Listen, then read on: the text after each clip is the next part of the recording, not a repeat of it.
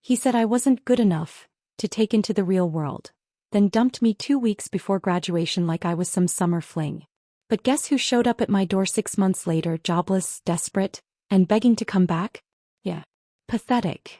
This is the story of how I turned heartbreak into the most satisfying revenge of my life, and made sure he never forgets the day he thought he could walk away like I didn't matter. Trust me, Karma. She takes notes. I was never the girl who thought college would be the best years of her life. I came to university with a plan. Study hard, graduate with honors, get out. That wasn't part of the equation. But somehow in between midterms, all-nighters and overpriced coffee I met him. Jake. He was charming, ambitious, and had that reckless kind of confidence that made you want to believe every word he said. We met during freshman orientation, survived group projects together, and before I knew it we were inseparable.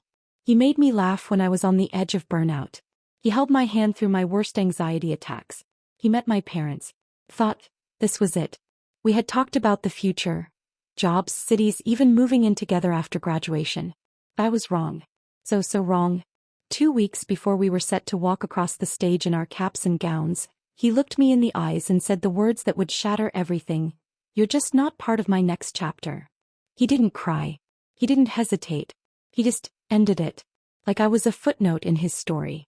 And just like that he was gone, off chasing some high-flying internship in another state, posting photos with new girls, smiling like I never existed. But here's the twist. I didn't break down. Not for long. Because while he thought he was leveling up in life, I was building something far more powerful. My own comeback. And when he came crawling back, thinking I'd still be the same girl he left behind, let's just say he never saw it coming. I started university as a determined, slightly awkward, overachieving first-gen student with a full ride and a planner that looked like a battlefield. I didn't come from money. My parents worked double shifts at a family-run diner just so I could live in the dorms my first year. I felt like I owed it to them to make every second count. I majored in marketing with a minor in psychology. It wasn't glamorous, but I loved how branding could shape perception and how human behavior could be predicted, influenced, even manipulated. I didn't know it then, but those classes would eventually give me the tools to destroy someone in the most poetic way possible. Enter Jake. He was the kind of guy that looked like he belonged in glossy brochures. The all-American boy next door with just enough edge to be interesting. Business major, debate team star, had this rugged charm and knew how to weaponize it. We first met during a freshman group presentation in Psych 101. He slid into the seat next to me with that signature grin and said, "Mind if I copy your brain for the next 4 years?" I rolled my eyes. He laughed. That was the beginning. At first I didn't think much of him. He was a flirt. With everyone. But he kept showing up. He'd walk me to class, bring me late-night snacks during exam weeks, leave dumb sticky notes on my door with things like, "You're killing it, Brainiac." He wasn't just charming, he was consistent. And for someone who had always relied on herself, that consistency felt like safety. Eventually I let my walls down. We started dating officially at the end of sophomore year. By junior year we were basically living together. Unofficially, his dorm became our base camp. I met his family over Thanksgiving. He met mine over winter break. My parents adored him. My friends teased us for being disgustingly stable. And truthfully, I thought we were. We had dreams. Big ones. He wanted to land a top-tier consulting job in Chicago or New York. I was leaning toward launching a boutique branding agency. Something small at first, focused on women-led startups. We talked about future apartments, combining our Netflix accounts, sharing a dog. I remember one night, lying on his chest in a tiny twin XL bed, he whispered, "We're going to be that power couple everyone envies." I smiled and believed him. God, I was so naive. Looking back, there were red flags. Little ones at first. Like how he'd get competitive when I got better grades. Or the way he casually dismissed my career goals as cute side projects. How he always needed to be the smartest one in the room, especially when we were around his friends from the finance club. But I brushed them off. I thought that's just how driven people are. He was under pressure. We both were. By senior year we were deep into job interviews and capstone projects. I was swamped, trying to finish a massive branding thesis for a women's leadership nonprofit while helping coordinate a major student marketing expo. Jake, meanwhile, was interviewing for elite internships with ridiculous application processes and flying out for in-person rounds.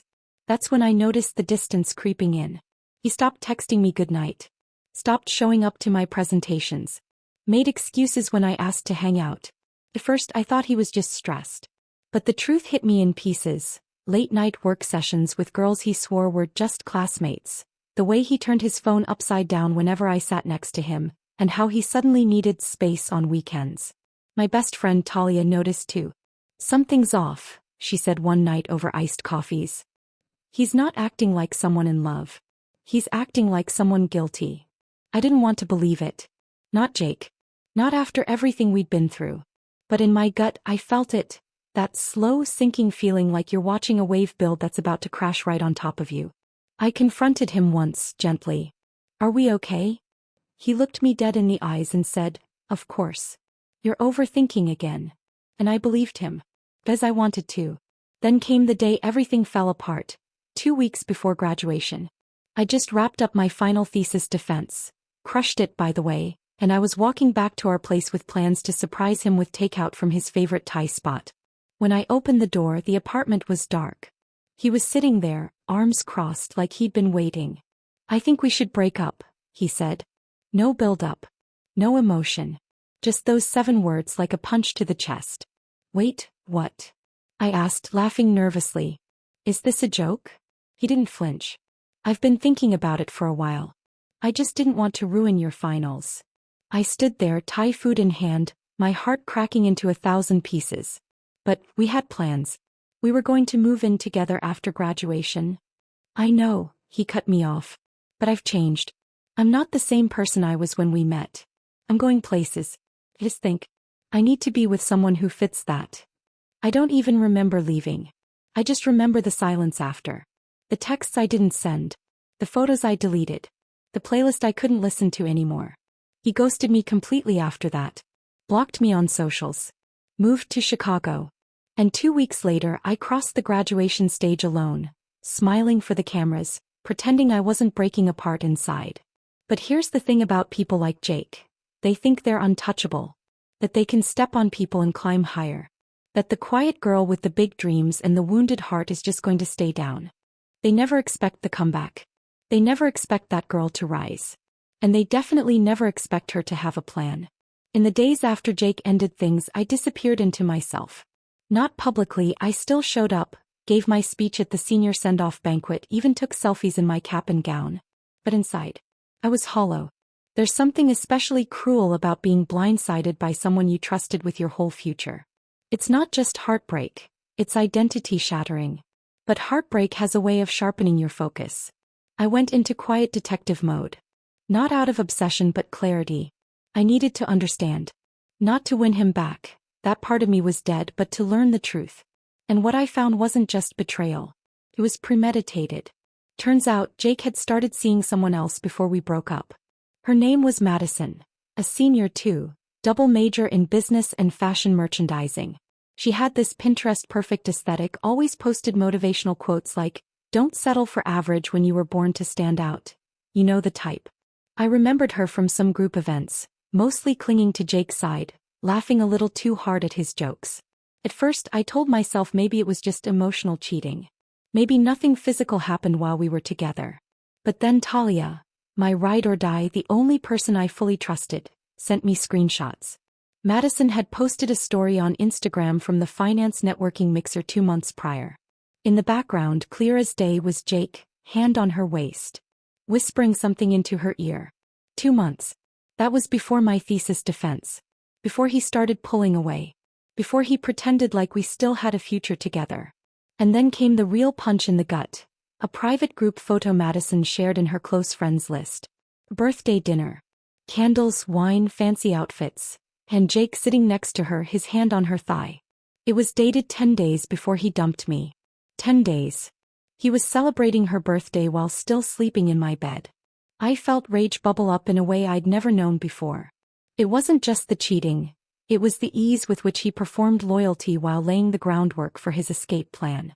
He used me as an emotional cushion while he auditioned someone else to fill my place. He didn't break up because he needed space. He broke up because his next move was ready to go live.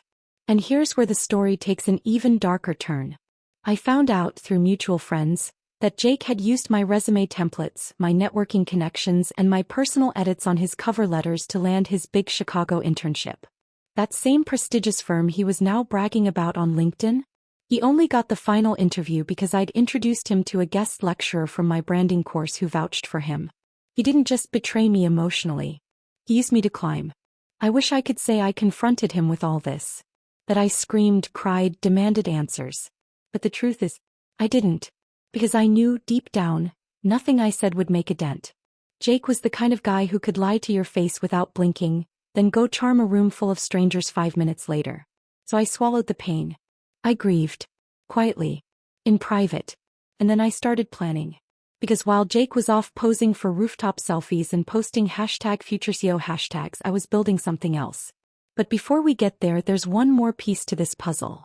A moment that cemented everything. It was a month after graduation. I was working at a startup agency in the city, freelancing on the side, trying to keep my head above water. Talia called me one night, breathless with gossip. "You are not going to believe who Madison just dumped." I didn't even have to guess. "Yup," she said, "Jakey boy." She posted a cryptic story. "Some people will love you for what you do for them, not who you are. Lesson learned." And then unfollowed him everywhere. I laughed. Actually laughed. It was the first time I realized I wasn't hurting anymore. I was amused. Jake got dumped by the girl he left me for. But it didn't stop there. Apparently the internship in Chicago? He'd messed up a major client pitch, tried to take credit for someone else's strategy, and word had spread internally. His offer for a full-time position was rescinded. He was now back home living with his parents, doing odd consulting gigs, and rebranding himself as a freelance entrepreneur. How poetic. And that's when the messages started. First, an innocent LinkedIn connection request. Then an email. "Hey, would love to catch up sometime. Hope you're doing well, smiley face." And finally, a DM on Instagram from a burner account. I was an idiot. I made a mistake. "Can we talk?" "Oh, now you want to talk?" I didn't respond. Not then. I needed time. Not to forgive, but to orchestrate something that would show him exactly who he underestimated. I wasn't going to just block him.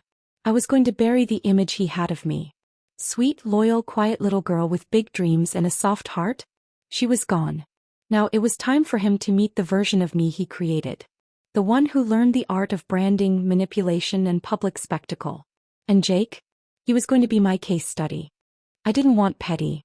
I didn't want to key his car or post screenshots or send anonymous DMs to his new flame, if he even had one left. No. Jake thought I was just collateral on his way to the top. Then my revenge would hit where it hurt most. His ego, his reputation, and the one thing he valued more than any relationship, his image. So I built a plan. Not overnight. Revenge, when done right, is like branding. It's layered. You don't scream, you whisper just loud enough for the right people to hear. The first step. Establish my own credibility. While Jake was spiraling from failed internships and getting dumped by his rebound, I leaned in hard to my side hustle. I'd been freelancing quietly, building visual identities and campaign strategies for startups and small women-owned businesses. Nothing flashy, but I was making real money and even better, real connections. I rebranded myself online, upgraded my LinkedIn, launched a sleek portfolio site, posted mini case studies with just enough metrics to look impressive. Started a newsletter called The Brand Rebuild, targeting burnt-out entrepreneurs trying to pivot. It blew up faster than I expected, probably because I was real about the grind. No fluff. No hustle porn. Just clean design, sharp insights, and subtle shade at the kind of bro culture Jake embodied. Then came the moment I was waiting for. A mutual contact tagged me in a looking for a guest speaker post, a panel on post-grad personal branding, standing out in a noisy market, hosted by our university's alumni board. They were looking for recent grads who had made early waves in their industries. I messaged the organizer with a short pitch and my site link. 2 days later, I was confirmed as one of the 3 panelists. And guess who I discovered had RSVP'd as an attendee? That's right. Jake Monroe. Apparently, he was reconnecting with campus resources, while trying to pivot his stalled consulting career.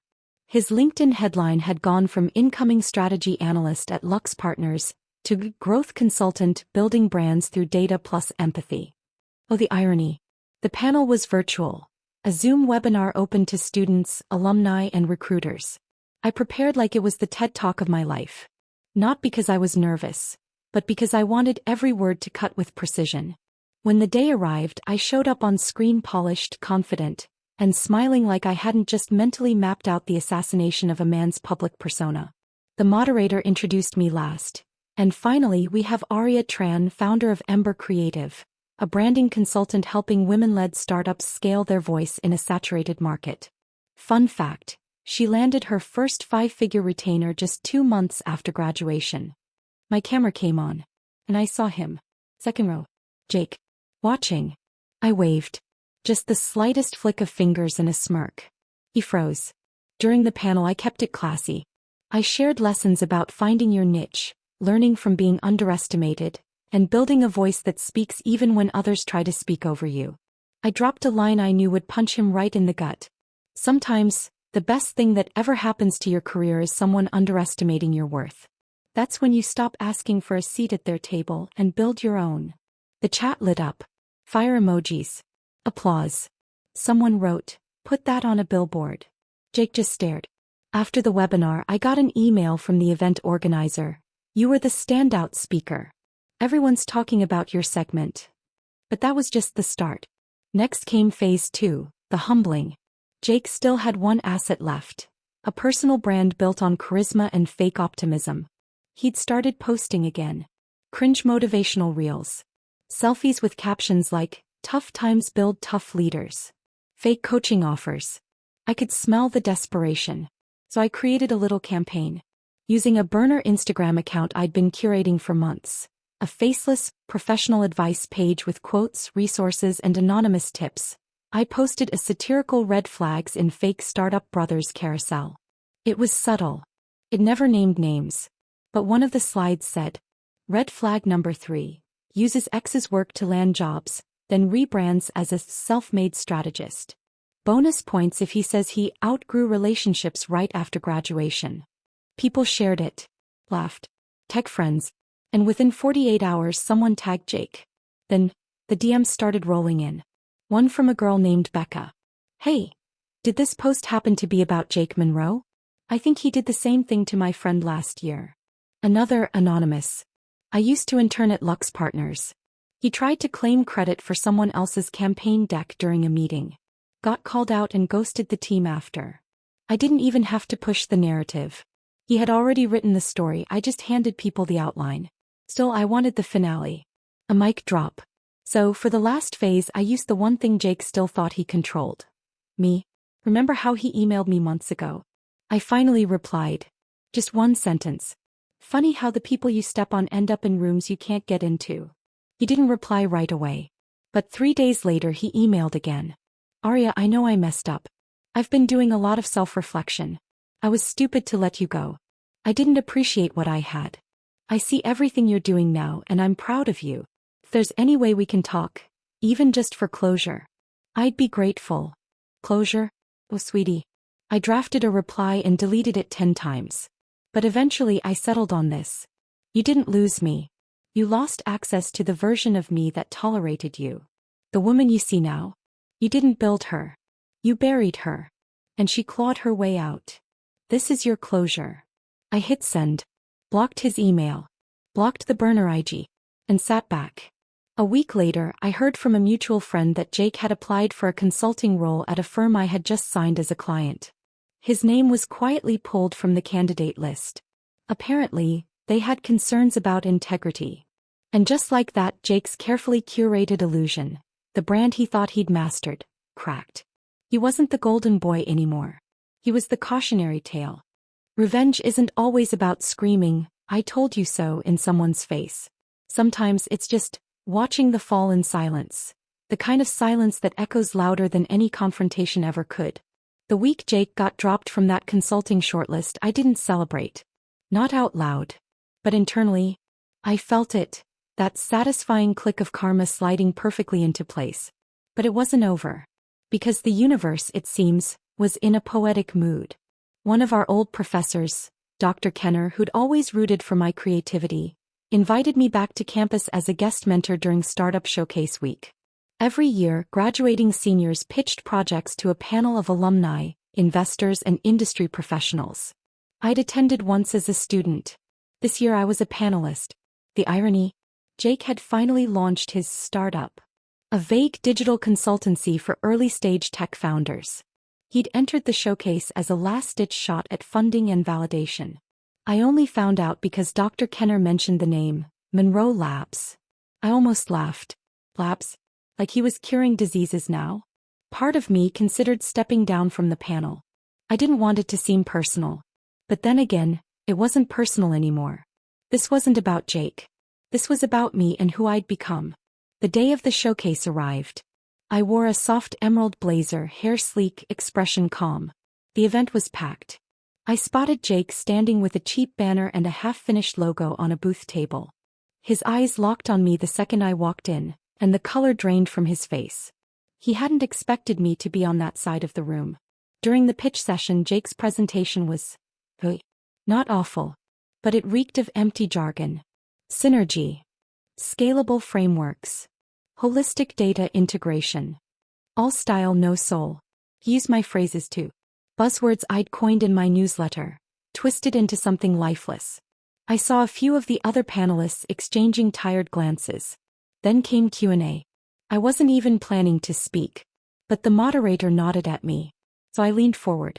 Jake, I said, voice even. You mentioned brand authenticity as a core pillar of your model. Could you share a concrete example, a campaign or case study where you helped a brand rediscover its voice? He froze, blinked, stammered something about a fitness tech client, but couldn't provide details. Because there was no such client.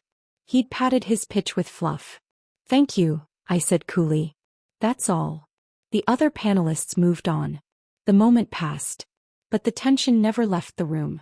After the event, students mingled with alumni and mentors. Jake hovered awkwardly near the coffee station, clearly trying to figure out how to approach me. Eventually he did. Arya, he said sheepish. That was wild, huh? Didn't expect to see you up there. You really killed it. I nodded. Thanks. Look, he went on. I know things ended badly between us, but seeing you like this, it's honestly inspiring. I miss talking to you. There was the same boy who'd once said I was too much, now reaching back for the fire he thought he'd extinguished. I took a slow sip of coffee. Jake, I said, you didn't lose me because you made a mistake. You lost me because you saw my ambition as a threat, not a gift. No, you're not missing me. You're missing what I could have done for you. He looked like he'd been slapped, not hard but in that way that stings more because it's done with dignity. Around us, other students were asking for my contact. One girl even said, I follow your branding series religiously.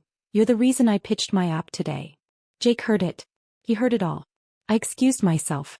Left him standing there red-faced and trying to hold his shattered ego together. That night I got a DM from a classmate who'd seen the whole exchange. Did you see his face when you walked in? Onik. You handled that with such class. Total annihilation without even raising your voice. A week later, Monroe Labs' website went down. His socials went dark. Rumor was he tried to land a role at another firm and they asked why he'd been rejected from the Showcase Alumni Fund. Word had spread. Jake wasn't just out of options, he was out of credit. In the end, he didn't lose a job or a pitch. He lost his mask. His audience. His illusion of control. Me. I walked away, not bitter, not broken, not seeking more revenge. Just done. Because sometimes the most powerful revenge isn't what you do to someone. It's what you become in spite of them. Looking back, I used to think closure came in some dramatic, cinematic moment. Like Jake getting down on his knees, begging for forgiveness while the crowd gasped in the background. I thought I'd feel powerful only when he admitted what he did, when he finally understood how badly he hurt me. But closure didn't look like that. It looked like me standing in a room filled with people who respected me for what I'd built, for who I'd become, and not a single one of them even knew Jake's name. It looked like his silence while I spoke, not with revenge but with confidence. It looked like walking out of that showcase, heels clicking against tile, sunlight on my face and not once looking back. Because that's the real twist in stories like mine. The person who betrays you doesn't get to write your ending. You do. I didn't win by ruining Jake. I won by refusing to let him define me. So if you're watching this and someone's made you feel small, like your dreams are too much, your ambition is too intimidating, your heart is too emotional, let me be the voice that tells you, it's not you. It's them. And you don't have to dim your light for anyone. Sometimes the people who leave you behind are the very reason you rise. Sometimes the pain is the push. And sometimes, just sometimes, the person who once made you cry will have to watch you shine from the sidelines. Thank you for staying with me through my story. If it resonated with you, if you've ever felt betrayed, underestimated, or told to shrink, then I hope this gave you a little strength. Backhand index pointing right. Don't forget to like, comment, and subscribe, especially if you want more real, raw revenge stories that end with power and peace, not petty drama. Drop your own story in the comments. I read them all, and trust me, you're not alone. Until next time, never let anyone make you feel like too much. Because darling, you are just enough to burn them without even trying.